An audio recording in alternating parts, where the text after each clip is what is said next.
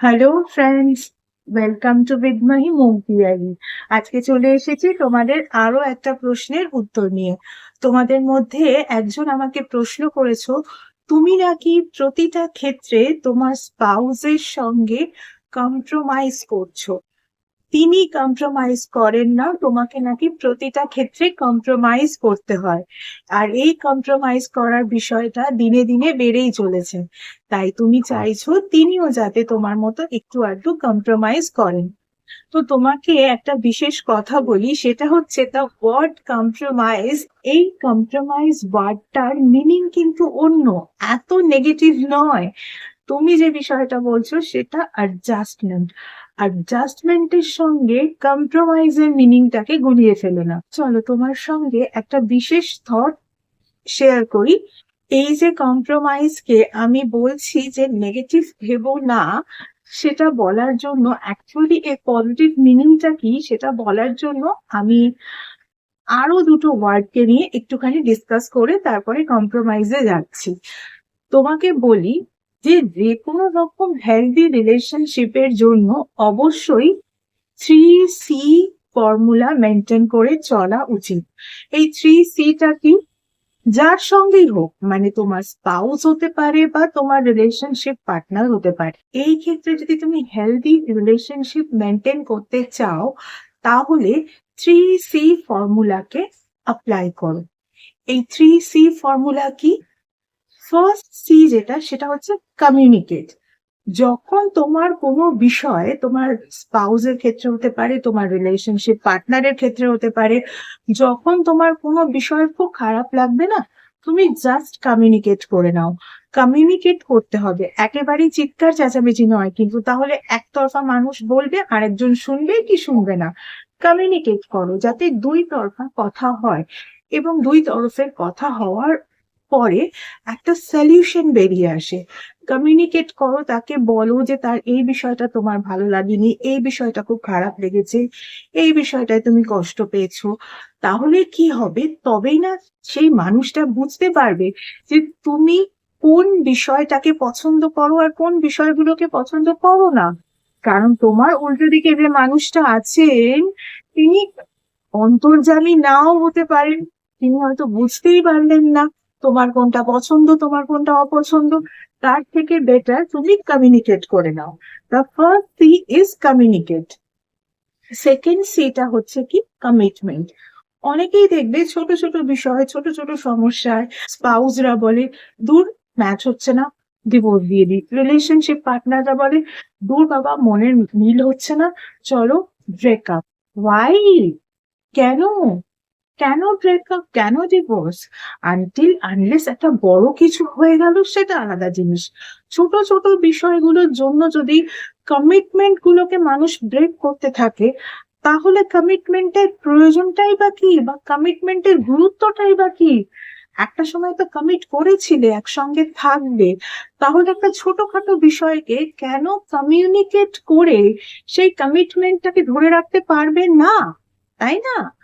তো এর পরের যে সিটা তাহলে কি হলো? কমিটমেন্ট। ফার্স্ট সি কমিউনিকেট, তারপরে কমিটমেন্ট। এবারে আসি তোমার ওয়ার্ড কম্প্রোমাইজ। থার্ড সিটা হচ্ছে কম্প্রোমাইজ।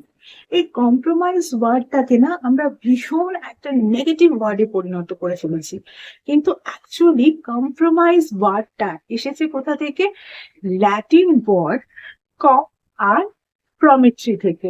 এই কম কথাটার মানে হচ্ছে টুগেদারনেস, আর প্রমিট্রি হচ্ছে প্রমিস।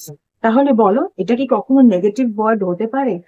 কম্প্রোমাইজ কথাটার অর্থ হচ্ছে টুগেদারনেস বা একসঙ্গে থাকার একটা প্রমিস। কম্প্রোমাইজ ওয়ার্ডটার মিনিং হচ্ছে একসঙ্গে থাকার প্রমিস। তাহলে এখানেও তো সেই কমিটমেন্টের কথাই চলে এলো, তাই না? কম্প্রোমাইজ করা মানে কিন্তু একেবারে অ্যাডজাস্টমেন্ট নয়, মানে কম্প্রোমাইজ ওয়ার্ডটাকে আমরা একেবারেই অ্যাডজাস্টমেন্টের সঙ্গে গুলিয়ে ফেলেছি।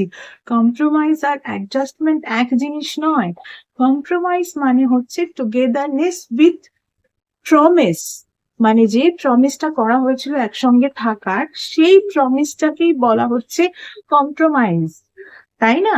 তাই 3C রুলকে একেবারে মনে রাখবে। তাহলে যে 3C এর কথা বললাম, সেই 3C হচ্ছে first of all communicate. Communicate করে আগে দেখে নিতে হবে সমস্যা কোথায়। কমিউনিকেট করে বুঝিয়ে দেবে বা বুঝে নেবে যে কি সমস্যা। আদারওয়াইজ সামনের মানুষটা অন্তর্যামী নাও হতে পারে, বলেই দিলাম। তারপরে সেকেন্ড সি যেটা, কমিটমেন্টকে মনে রাখতে হবে, যে কমিটমেন্টটা ছিল একসঙ্গে থাকার।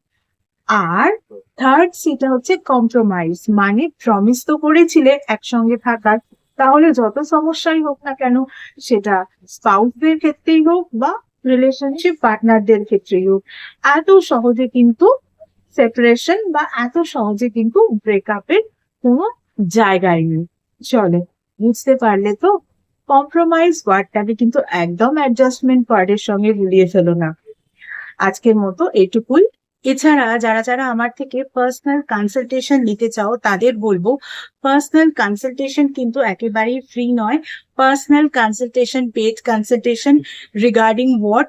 Regarding numerology, vastu, tarot healing, crystal healing, healing with meditation, healing with reiki, healing with symbolism, healing with law of attraction, এর সঙ্গে সঙ্গে অ্যাস্ট্রোলজি, সনাতন ধর্মীয় পদ্ধতিতে স্পেল কাস্টিং, এবং তার সঙ্গে সঙ্গে এমন কিছু স্পেশাল রেমেডিস যেগুলো তোমাদের ওভারঅল ডিটেলস চেক করার পরেই দেওয়া যায়, এভাবে জেনারেলি দেওয়া যায় না, ইত্যাদি বিষয়ে কনসালটেশন নিতে হলে কিন্তু স্ক্রিনে যে ইমেল আইডিটা দেখতে পাচ্ছ, সেই ইমেল আইডিতে অ্যাপয়েন্টমেন্ট বুক করো।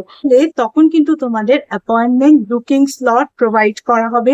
সেই সময় কিন্তু তোমাদের কল নাম্বারও প্রোভাইড করে দেওয়া হবে, সেই নাম্বারে কিন্তু তোমাদেরকে কল করতে হবে। গত 1 বছর ধরে তোমরা যেভাবে আমার ফেসবুক পেজটাকে লাইক, ফলো, শেয়ার করেছো, আমার পেজে তোমাদের বন্ধুদেরকে ইনভাইট করে নিয়েছো, তাদের বন্ধুদেরকেও ইনভাইট করে নিতে বলেছো, ঠিক একই রকম ভাবে আমার ইউটিউব চ্যানেলটাকেও কিন্তু সাবস্ক্রাইব করতে হবে। তোমাদের বন্ধুদেরকেও বলতে হবে আমার ইউটিউব চ্যানেলটাকে সাবস্ক্রাইব করে নিতে। পাশে থাকা বেল আইকনটাকেও কিন্তু ক্লিক করতে হবে। আজকের মতো এইটুকুই। আবার অন্য কোনো ভিডিওতে নিশ্চয়ই তোমাদের সঙ্গে দেখা হবে। Tata, thank you so much.